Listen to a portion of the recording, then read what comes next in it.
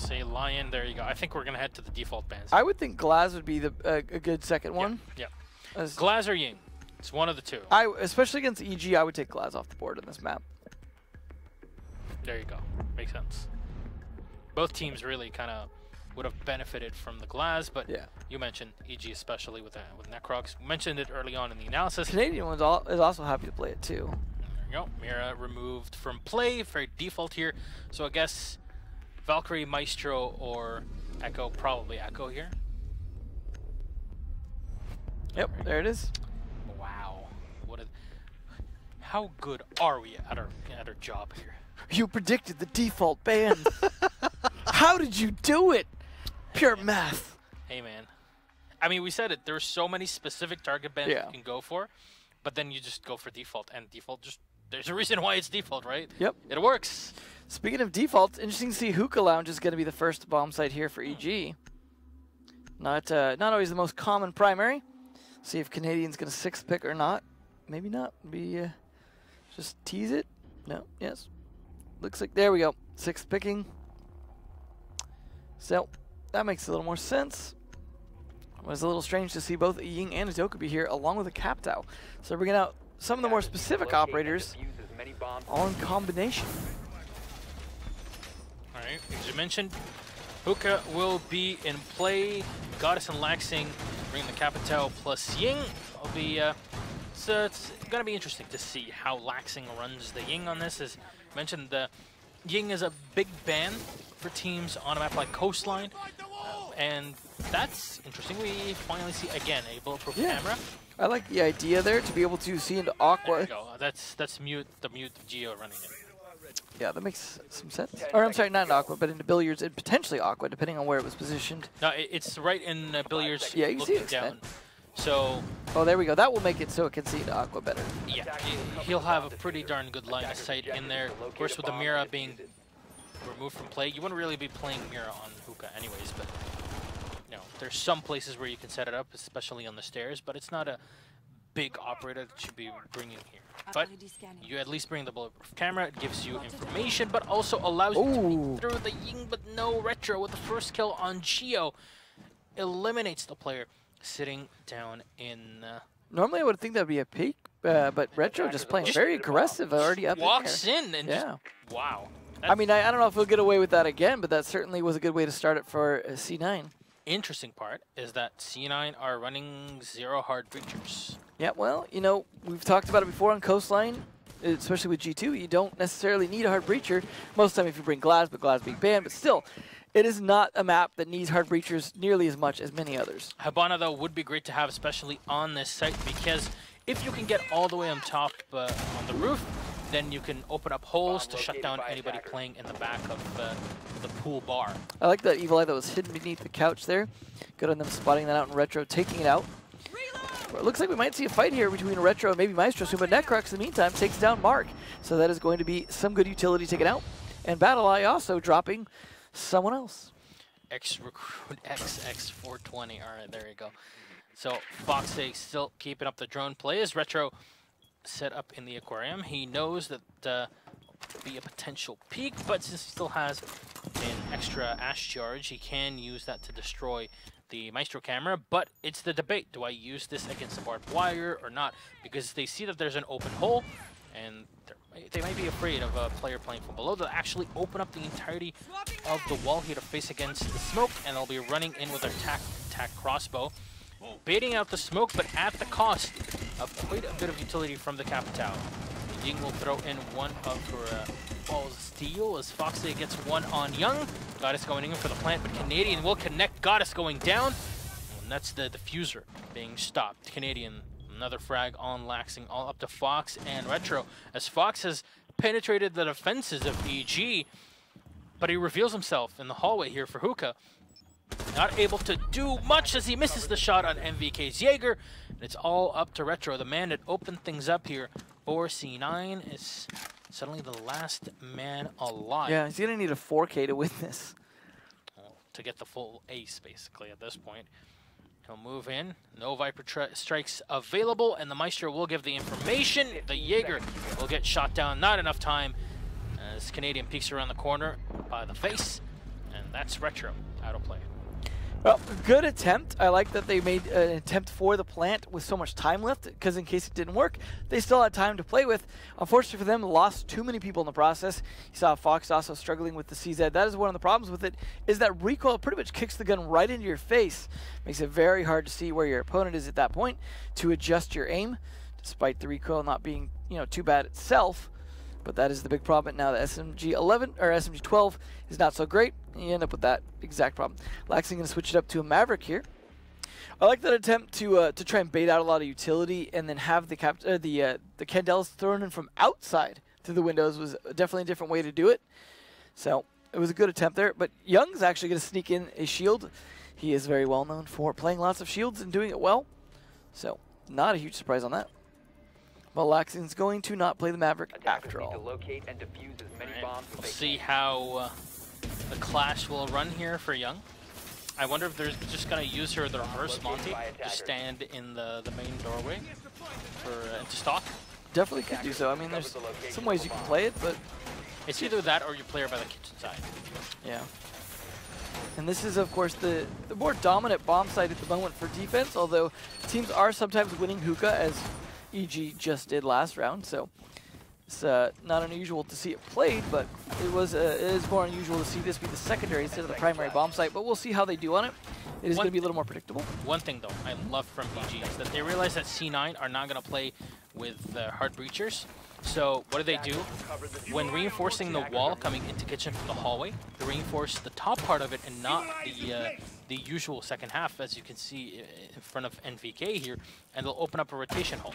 There's only the Ash that provides soft destruction for C9, so they're going to have to be very careful about how they approach this, because they might find that the angles that they take for post-plant positions might not be as beneficial as they thought, not having the Habana to open up the top of the hallway. If they had it, it would have been much easier to peek in and have a long angle all the way through into stock. And the other problem with not bringing the soft breachers as well is the top-down attacks. Like the vertical destruction, yes, they may have someone running some breach charges, but it's not going to be Mark. So we'll see if anyone's even able to do that. I mean, that offers so constrained ability to push, because you have to take almost all of your fights horizontal at that point, which is definitely not an ideal situation when there's some good long angles that can be fought to defender advantage by Maestro. I'm kind of surprised that with how prevalent Zofia is, we don't see her in this match. I'm sure we will win side switch. Oh yes, that's 100% for sure. But for now, Necros is just watching out. I wonder where the clash is. Young is just going to be staying and watching the bar. Okay. Well, he does see a drone. At least he has some idea. There could be pressure there sometime soon.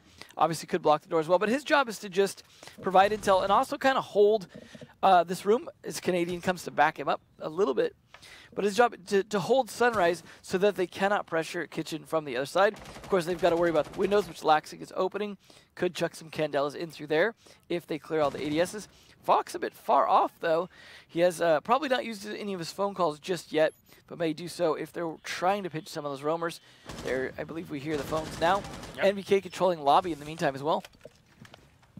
Get the down on Canadian, but he should get picked up here by the clash. Who can survive through it. Oh, the fire, though. Burning Canadian to a crisp. MVK will get a refrag. Retro going down. That's your only soft destruction. Down. Oh, no! Mark coming in from the back trying to fight the clash, but he just turns around. Young is somehow still alive.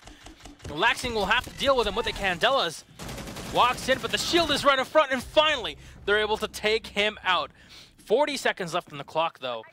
And there's still NVK alive. Only one Candela as well, and that's the last one going off right now. And they were not set up to go for it. I don't know if that was just to slow things down, but now they'll check and see that the wall is reinforced in a way that does not aid C9 whatsoever. Oh. Maestro here peeking around as Foxe will get the information. Goes for the quick peek as finally destroys the default cam. Yeah, that was definitely hindering his ability to try and peek this Maestro here. Not to mention, as I was talking about before, the kick on that gun can make it hard to find your shot if he peeks at just the wrong time. But he manages to get the down and the kill. So little time left on the clock. 2 seconds in as Fox and Mark just come into the site and take down Necrox and Geo. C9 with 2 seconds left just walk in and EG peek against them and lose the gunfights. Well, I got to get credit, Cloud9. No hard breachers. No real soft destructors outside of the 2 remote breaches you get. and still took so much map control and managed to win the horizontal fights. I mean, some of that was due to the fact that they were able to get Canadian downed, because Clash was just not able to help from Young. And then Young himself getting pushed away, and then a lot of credit to Fox winning that fight against the Maestro as well. That was definitely probably one of the more difficult fights of the ones they took. Just left 2 players left alive in a tough situation. So a great execute by C9, despite not bringing the usual utility. This is what I like. The castle being brought in. They realized that they couldn't slow them enough, and they know that there's not enough hard destruction being brought in by C9. So what does EG do? Like, okay, we're going to bring a castle barricade, because now if you want to take them down, it's going to take you so long that those extra 2 seconds that you had in the previous round, you're not going to have them here. Yeah, and that's a good call to take advantage of what you notice about the other team. Something Canadian's well known for doing, very heavy on counter-stratting what he sees from other teams, making those observations and making them work. We'll see, though. Retro can take down 2 of those castle barricades fairly easily if need be, which will, I mean, a nice hiding spot there in the bushes. But I gotta imagine he only probably needs to take down 1. You probably don't need to take down 2 unless you need to approach from multiple angles that happen to have both castle barricades. We'll see if Geo plays on the roam, though, because there was very little roam game last round as well, and that allowed C9 to take a lot of map control uncontested outside of Sunrise, and I think that was a big factor as well, because it gave them the flexibility, because you saw, for example, the flank coming around from behind from Mark to help out against Young, and then, of course, Fox as well putting pressure onto the Maestro. Mark continuing in with the drone into Hookah. Not going to find anybody in there. Just checking the hallway. Just going into pool instead of heading the other way into the penthouse. So Fox still on the rooftop. Drops in to play potentially into the aquarium. He's scouting in on the other side of the map as well. Sees it's clear, and then just moves on in. Oh, there goes Laxing, unfortunately. Yeah, that's unfortunately for Laxing even more after the first 30 seconds of the round. So he cannot rejoin, and we cannot rehost for this. Retro can't get the pick on Canadian. This downs 1 more, and that's now Fox eliminated from play. No more Dokkaebi, no calls at all. At least the soft destruction is still available here with Retro. Yeah, this is not looking good so far for them, but on the positive side, they still have 1:45 left to play with. But now they've got to fight against 5 full-strength defenders who can just turtle up at this point. They really don't need to put a lot of pressure on them as long as they can make sure the flanks don't happen. But NVK taking down 1 more, just down to 2v5. And NVK shutting things down with the Maestro, just sprays into the main doorway and nabs the kill in the bar. Mark now, which is Sunrise Bar, gets the side pick, but Geo's able to finish him off.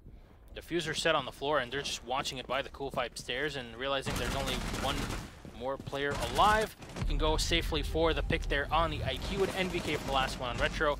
We'll have the rehost to try and get Laxing back into our lobby. Cloud9 are just not having a good time with their computers these days, seems. So they are in the gaming house, so I'm kind of surprised. But yeah, maybe it's too much power for one house. Either way, though, it is definitely going to be a rehost, and hopefully won't take too long to do so, as very few rounds had happened. It was only 3 so far, but nothing you can do. We're to obviously, unless the admins call otherwise, probably not going to be replaying that round. No, so, that was after the 30 seconds. Yeah. It makes no sense from regulation. I just don't want to make the call. Yeah. Yeah, I agree. It doesn't make any sense. But that is unfortunate for Cloud9. So now they're going to be in a tough spot. But they've only lost 2 rounds. They're still 1 point behind. That's it. The question is, you're on defense. This is EG especially. If they're able to get 3 rounds on the defense, when they are a team that, first and foremost, will always say that attacking side and coastline is very strong and that you should be looking for. I feel like that's 1. shifting.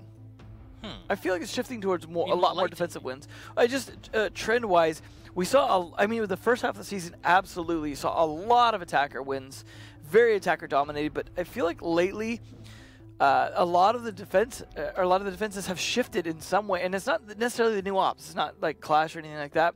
Maybe some of it's the recoil changes. I can't quite pinpoint what it is, but a lot of defenders are tending to win now, and I think it's some of the way they're identifying how to play outside of Penthouse better, and playing Hookah I think is a big part of it as well. That Hookah defenses are starting to be successful, whereas Hookah wasn't as big a deal before. So now that gives you another bomb site. Now, we've talked a lot about Kitchen. You know, we're like, oh, Kitchen is the best defensive site. But because of the fact that Hookah's developed to an extent, that has given another bomb site that they can use. And Bar has also grown as somewhat of a successful defensive site. So because everything was, you know, put on Penthouse before, that made it very attacker side. Because that's shifting towards other bomb sites now, I think that's part of what's caused that shift towards more defender wins than we used to see. It's always good to pick your brains every now and then. What little's left. But either way, that said it. Will be interesting to see, though. Now, we could see some more momentum shift as well, you know, going into this once we have a little break like this where they get a chance to rethink what happened. In this case, Cloud9 don't have to rethink too much about it because they did lose a player early on that, due to the connection issue, that means like, oh, well, maybe we would have won with him. Probably not going to rethink the round too much. But EG get a chance to kind of think about what they've seen from C9 so far in terms of if they go to defend that bomb site on a future round, or when it comes to defending future sites. They're again seeing no soft breachers for the most part, no hard breachers. They can take advantage of that and start to think, Canadian especially, to go like, well, what can we do to fully exploit that as much as possible here? I mean, obviously, Penthouse becomes a little more playable because if they're not playing hard breachers, they can't open theater wall on the backside by the stairs, and they can't open VIP wall into the Penthouse itself. That starts to give you a lot more flexibility. 2 choke points. They have to come in through Hall of Fame door or the hall door for theater. That's very difficult to deal with as an attacker. So, and it's surprising, especially when we all know that Goddess is a lot of times a designated thermite for C9.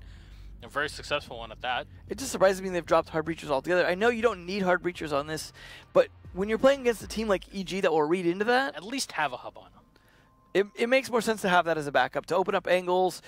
I mean, I think at the moment, obviously the bearing 9 and not the greatest of spots doesn't help that, but either way, yeah, just the lack of hard breachers is not helping C9 at the moment. We'll see though. Still waiting for our lobby here to get set up. We're getting close though. Yeah. So running in for a couple players, and we'll be good to go. Again, it's a 2-1 scoreline in the lead here, EG. Yep. It's a pretty darn good bit of play on their defense. I feel like that was a very convincing round, not the last one, but the one before that, though, from C9. So it's interesting that Kitchen was such a struggle the first time around. I mean, obviously they won it the second time.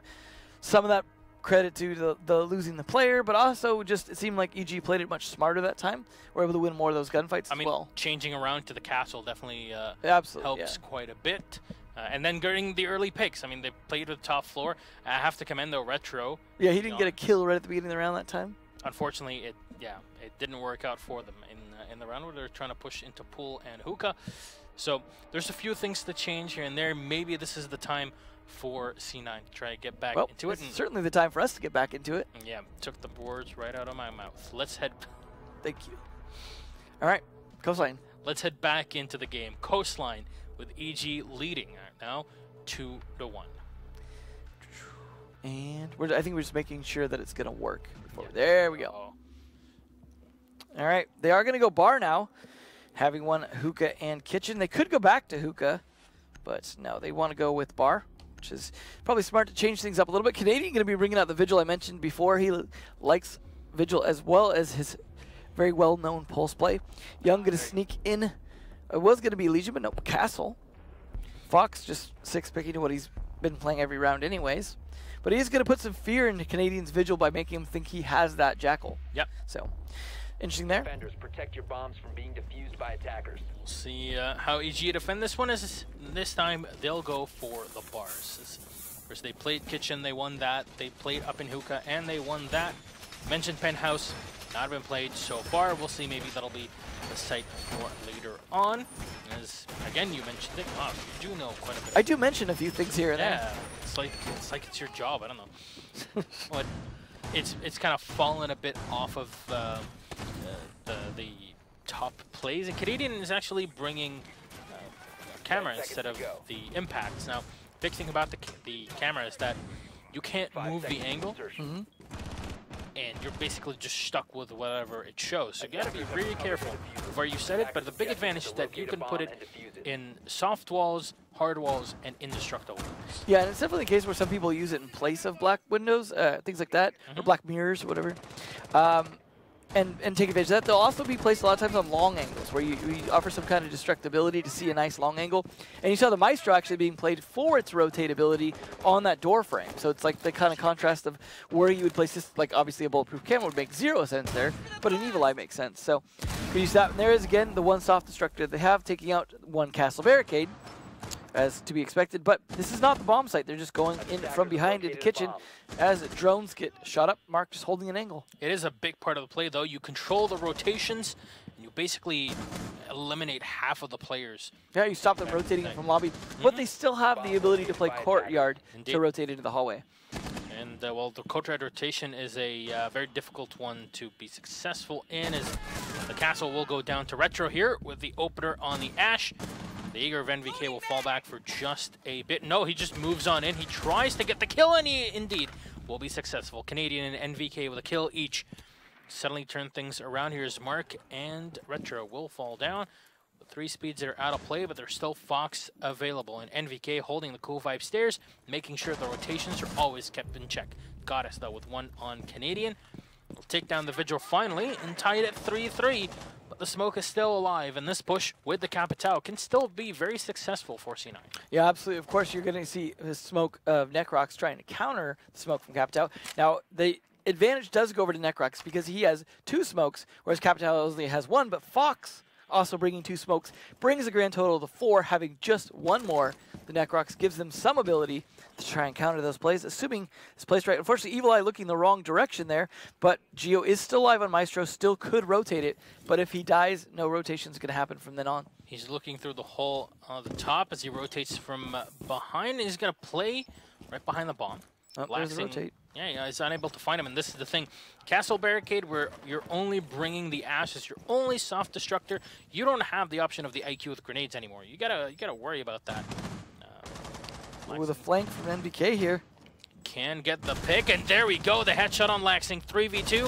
Advantage for Evil Geniuses is now all they need to do is hold down the Maestro in the back. First attack crossbow will get thrown in. That'll burn Geo down as Necrox gets eliminated by Fox. All up to NVK on the Ash to clutch things out. Fox say no more logic bombs to use as he'll throw in his second smoke. Goes in for the fight against the Jaeger. He'll lose that one out. 9 bullets left in the magazine. As Goddess does not go for the plant just yet. She knows it's a 1v1 and can win it. No, it's NVK. Prone on the ground that'll clutch the round with a 3K. Beautiful plays here from NVK of EG. And just Goddess unable to anticipate the position of the Jaeger to just slap down the floor. It was unfortunate for Fox. The smoke grenade he threw down was just too little too late, as NVK was just ready to peek that. So very close to working, but nonetheless, unfortunately, NVK was 2 on top of it. So far, though, they have shown that trying to hide behind that bar with Capitao in play, not so much a great idea. But nonetheless, it was good use. They had the Evil Eye, or the Evil Eyes, as well as the bulletproof cameras, both watching into bar with the ability to rotate. The one, as you saw them do, to facing the kitchen, which was working out well for the smoke cover.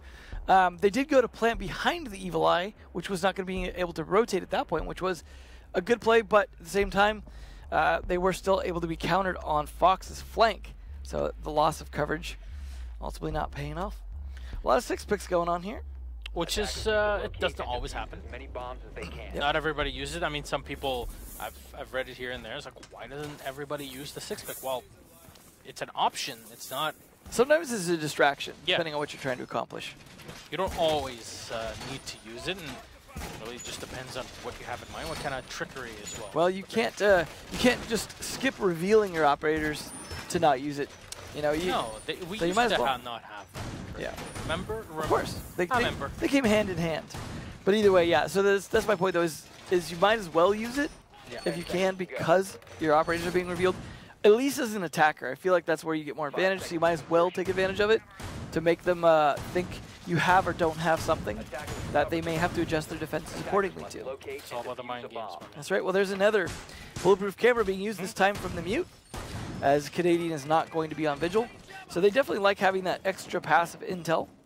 That's going to be helpful. We've seen a lot of, I'd say a lot more often these days, pings coming out for clutch moments from Evil Eyes and bulletproof cameras, much more than we used to when those things didn't exist. Yeah, mathematically speaking, yes. Completely agree. When there's 3 times as many things that can spot.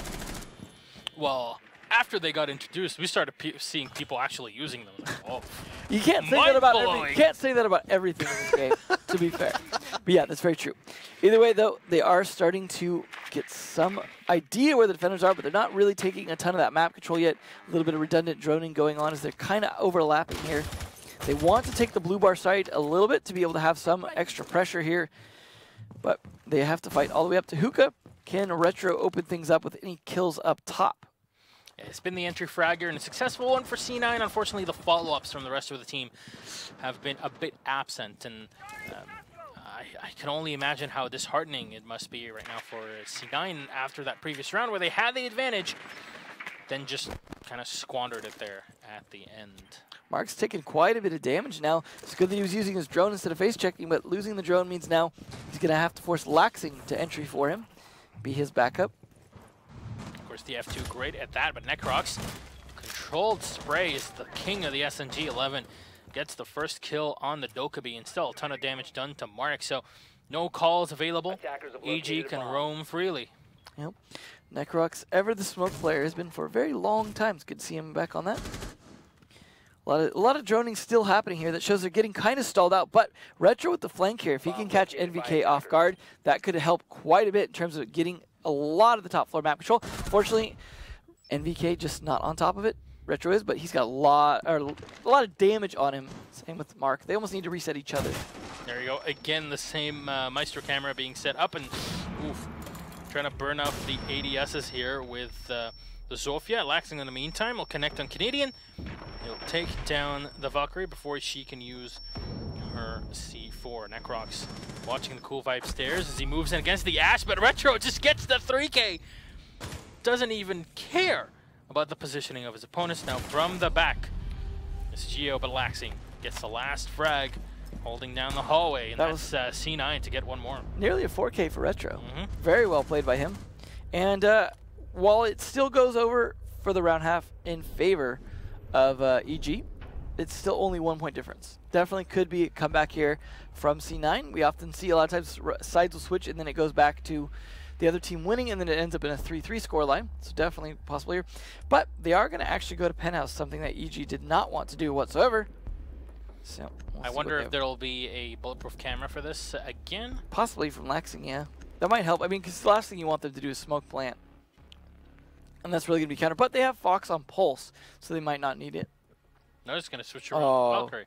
Not young on Blackbeard. Oh, boy. Not like this. Yeah, that brings back some memories, doesn't it? Some PTSD memories. He is definitely a beast on many shields, but definitely that one. Mark actually going to be, though, playing that Clash on defense. Which will be interesting to see if he's able to be as effective, or more effective, rather, than EG was. The scoreline now. Keep in mind we had a rehost, so the scoreline's not going to reflect the entirety of the match, just what we've done since the rehost, which was on round number 4. So we have just had, I guess, 2 rounds of stats there. So keep that in mind. So we'll see how the Zofia gets played now by Geo, as usually that role is reserved to NVK, who this time will be on the IQ. Now 3-2, the advantage in the side of the attacking side of EG. Laxing trying to set up his final, the last black eye. There we go. Throw it up and get the board up. Oh, but make sure you don't get shot by your own teammates. Necrox moving in here on the Capitao. Capitao has seen such a huge resurgence. Himself and Jackal, both operators that have not really been played to their full potential in the past, but within this half of the season, definitely have been coming into their own. Yeah, it's good to see. A lot of shakeups. I mean, the meta for this game is definitely getting more and more towards the point where the lineups are not as predictable anymore. I mean, they are per team somewhat, but definitely not across the full meta. Which is why, you know, we show those stats at the beginning about pick rates, but I feel like those are going to start to diverge even more as new operators introduce that help. Maybe with some redundancy on some of those, hopefully. Yeah. I mean, hopefully we never go back to the olden Lion days, but yeah, I'm hopeful. So, Grenade's going to get lobbed in here to take down the barbed wire. And Canadian from above, I'm not sure if they reinforced the entirety of the bathroom here. No, it's really open. So you can have a look down and maybe connect with any of the rotations coming in from the circle Double roam down the stairs there, covering for each other to an extent while one works cams. It's surprising, actually, that there's nobody in VIP. Yeah, I mean, a lot of teams now are just kind of giving up on VIP and using it for retakes later instead, once there's usually less attack operators to watch that flank. But Young is definitely going to be a beast here. Now, normally, you know, originally back in the day, we'd see Young on the window, the double windows, but it's been so hard to keep yourself alive in terms of runouts and things like that, especially with Black Eyes in play here, that it is a risky thing to do. Now, instead, Geo was on that roll for a moment. Ooh, too late. Too late, Mark. Almost saved him. That's got us down on the floor. Of course, the comeback of the SR-25, and in my mind, the SR-25 is just still as good as it ever was. Even after the nerf. The big difference is that now you use it when you want to hold angles more so than just get a bit more aggressive on the Blackbeard. Canadian trying to get the pick on the Jaeger, and there we'll go. He'll be successful. Retro removed from play, but there's still one down alive, not for long. Canadian catching Laxing off guard. Rotation for Foxe on the pulse. But Mark taking the shield off for just a second. So he'll get down and taken down by Canadian as well with a 3K. Foxe, last man alive with a red dot and a long barrel. Hasn't gotten the memo just yet, but makes a lot of noise here, trying to come in from the outside. Maybe there's somebody repelling, but they know where he's at, and Canadian looking for the 4K. There you go. Well, you asked earlier, who's going to play Buck now that BC is not here? And Canadian answers with a 4K. Yeah. Now we know. Good round by EG. That puts them further into the lead here and much more difficult for a comeback from Cloud9, unfortunately for them. So not a great position to be in. They are going to go down to Kitchen. Their Penthouse defense did not work out. They had a lot of people off site, which was, I mean, overall not a bad idea, as they were pressuring site pretty heavy and you didn't want to lose too many people. You wanted to be able to flank on that. But a lot of those flanks got read, especially by Canadian. He was able to get those kills. Especially on, I think it was Retro trying to rotate up those stairs. Unfortunately, did not work out. But there was some good mind games going on there. Just in the end of the day, Canadian won out. So we'll see. They're going to try a somewhat similar lineup. A bit of variation here. Interesting part is that Kitchen. Mark couldn't really do much with the clash there. Yeah, well, I mean, he almost intercepted the bullets, but too little too late. Yeah. Defenders, protect your bombs. Either way, though, Kitchen going to be the secondary for the Cloud9 players. And Retro there with the 4. Canadian with 5. Trying to one-up him. Oh, literally. Oh, back in Kitchen. We'll see how C9 sets this one up. As, of course, remind you that once that scoreboard is flashed, that does not represent the entirety of the match. It's only the past couple rounds. So Yeah. you did have. First 3 rounds are not in there at all. Yeah. So, similar attack lineup, though, coming out from the EG boys here. I mean, it was pretty successful last time. Yeah, and the Capital works up pretty well. The IQ to destroy any equipment that's being set here or there. In this case, there's really not much that has been brought to the table by C9. Yeah, not a whole lot gadget-wise, other than maybe the Grismont mines and some ADSs to see. Oh, actually, Castle has a bulletproof camera, so there is going to be that as well, which he has already placed. A lot of bulletproof cameras being played by both teams. It's interesting to see how much is being used by both these teams, because usually it's one team that'll bring it, but not the other.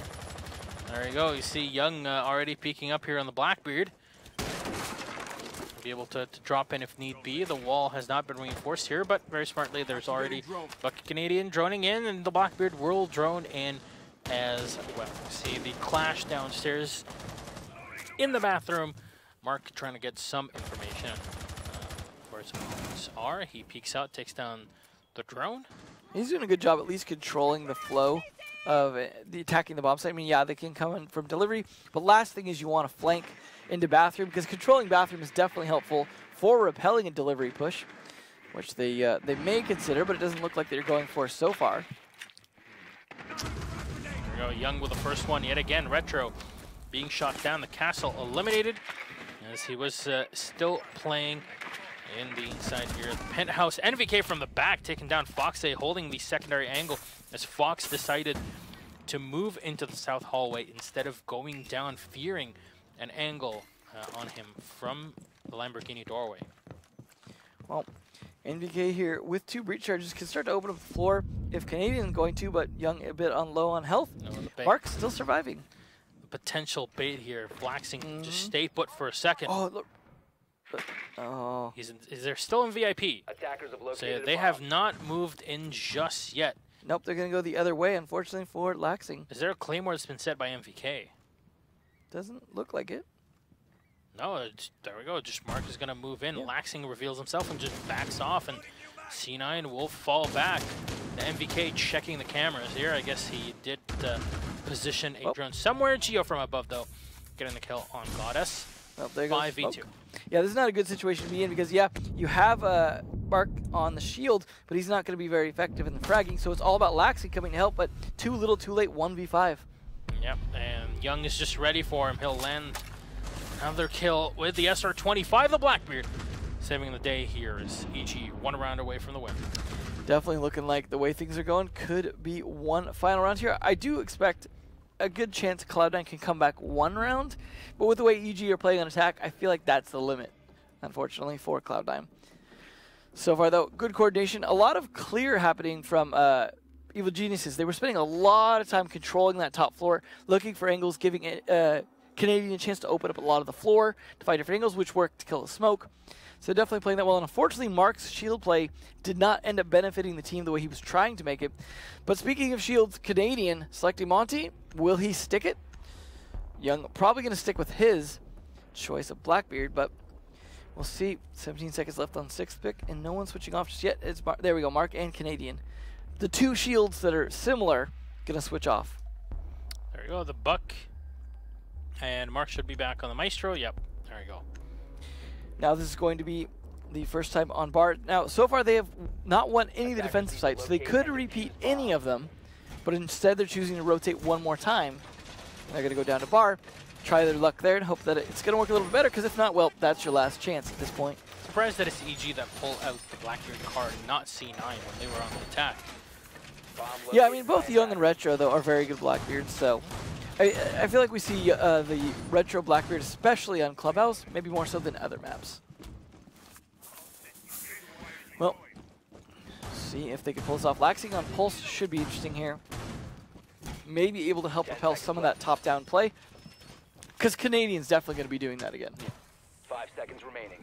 See, of course, Laxing on the Pulse. A little so antsy. setting him up will be oh, is he going to go for a pay? He sure is. I mean, it's the right spot, but his choice of timing not working out. Yeah, I'll have to fall back as EG move in, crawl, really, into the front door. Necrox checking. Won't find anybody. Already the Blackbeard by the front door. He'll knock, and he'll take down the first default cam. So Necrox now is just setting up the Claymore. We see Canadian trying to get some info to use those frag grenades early on. If he spots somebody on the Cool Vibe stairs, you know where those grenades are going. Yep, definitely the case. So far, though, just a lot of droning coming out at the moment to try and figure out where everyone's at. But Canadian could go for the entry frag. Oh! Unfortunately, Retro stops him dead in his tracks. Dude, was that an impact nade for effect there? No, that was a grenade. He was cooking a grenade. Oh, that's right. Throw it fell, in, and it kind of just blew up.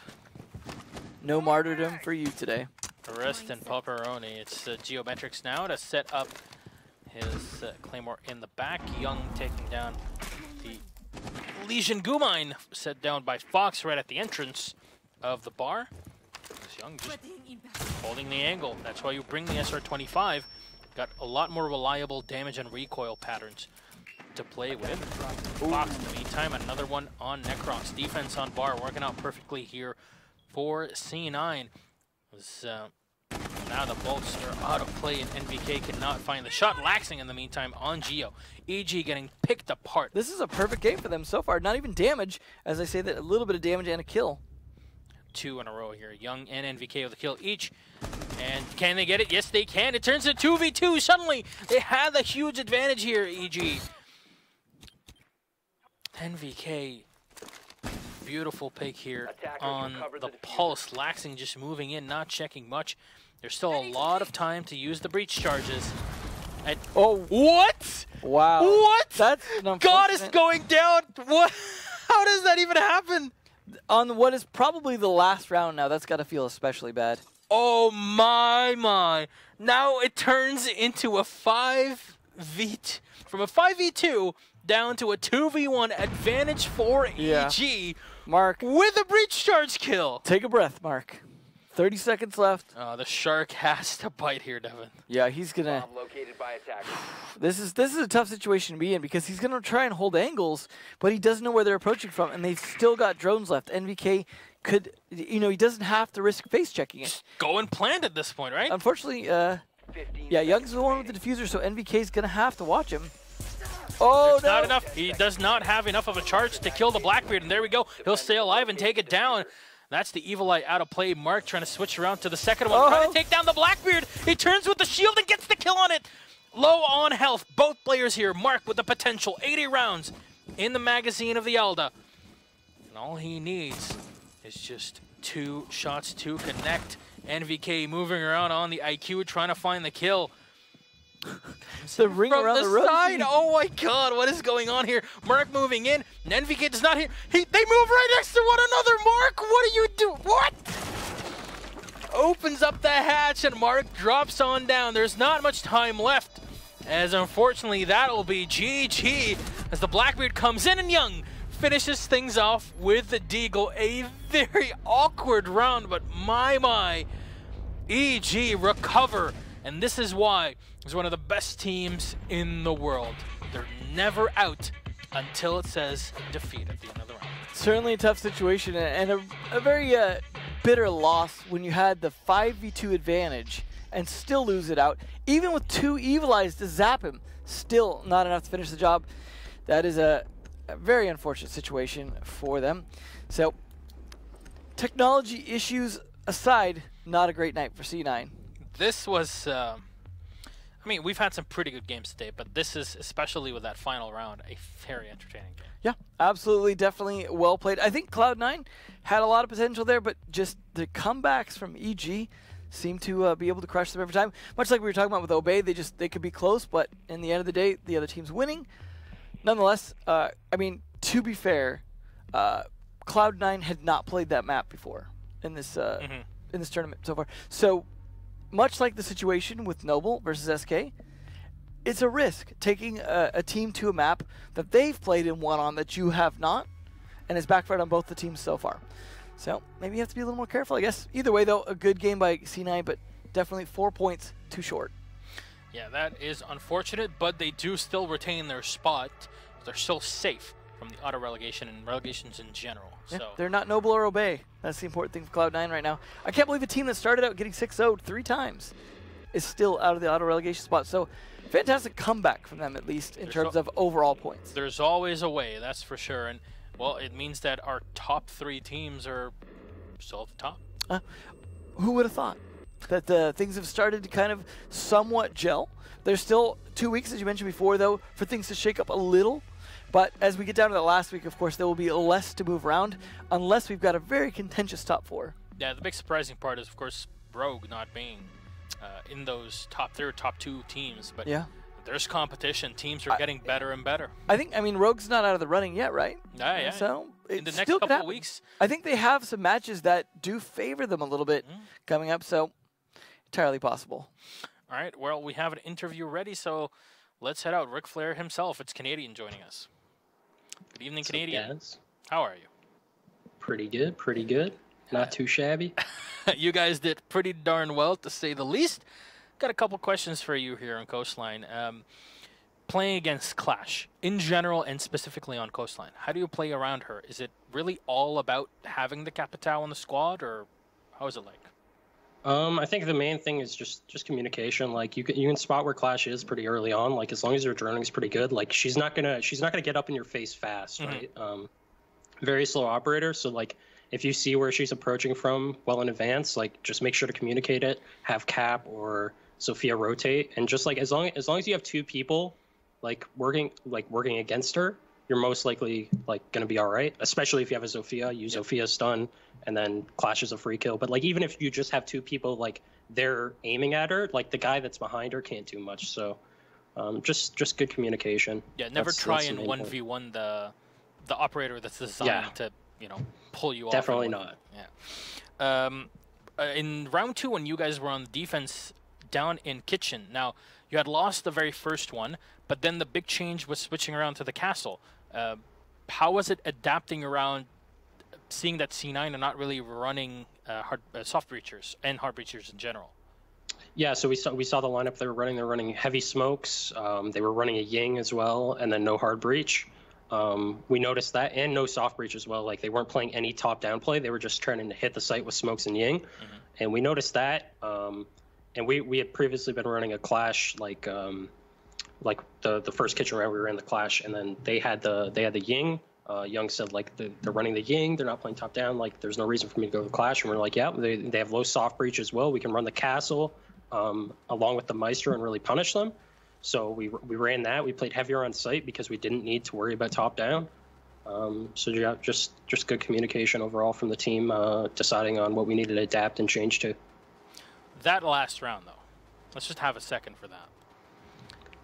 Advantage fully in the hands of C9. You got taken down first one outside of Hookah, and then everybody falls. There's 2 left with the IQ low on health. How do you even recover from such a round? What happened when it came to the communication between the players?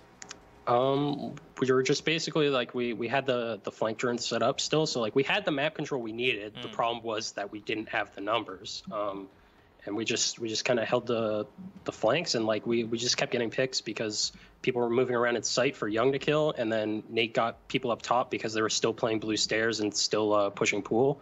I think if they just, like, rotated back to site, they would have been able to win the round easily. I think they should have just, like, if they just gave Nate upper, it would have been all right. But yeah, Young got a pick on site because of some movement, and then they didn't leave upper, so Nate could get the kills since they were separated. Yeah, it worked out pretty well for you guys. So you end up getting the victory over C9, and it's pretty tough here at the top of NA. So there's still potential for upset within the next couple of weeks. But anything you'd like to say before we finish off? Nothing too much. Just glad we're performing to our potential. Last week I had a rough week, but other than that, I think we've had some really good performances with the new lineup. Just gonna keep working hard and preparing. Yeah, the end of the season's a bit crazy here in NA, so just gotta focus up, take it one match at a time, and I don't know. Fully confident we can close the season out. We're definitely talented enough. All right. Well, thank you very much, Canadian. Congratulations again, and we'll see you next week. Thanks. See you then.